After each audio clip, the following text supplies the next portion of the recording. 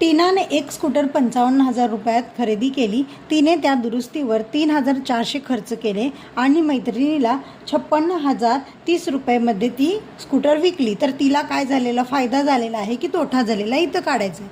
आता पहिला बघा, आपण एकूण तिला स्कूटर किती रुपयांना पडली हे काढू. म्हणजे स्कूटरची एकूण किंमत किती आहे तर 55,000 आणि तिला किती खर्च केला आहे दुरुस्तीसाठी तर 3,400 रुपये खर्च केलेला आहे. म्हणजेच एकूण किती तर 58,400 रुपये काय झालेला आहे. इतक्या रुपयाला तिला ती स्कूटर पडलेली आहे.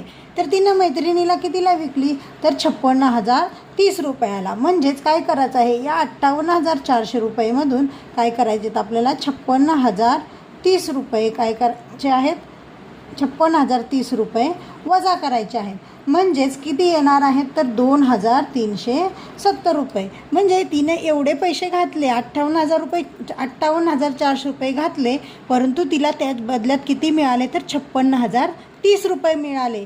म्हणजेच एकूण 2,370 रुपये तिने काय केलेलं आहे तर तिला तोटा झालेला आहे. म्हणजे एवढे पैसे तिला कमी मिळालेले आहेत. म्हणजे उत्तर काय येणार तर 2,370 रुपये तोटा हे त्याचं उत्तर येतं. समजलं मित्रांनो?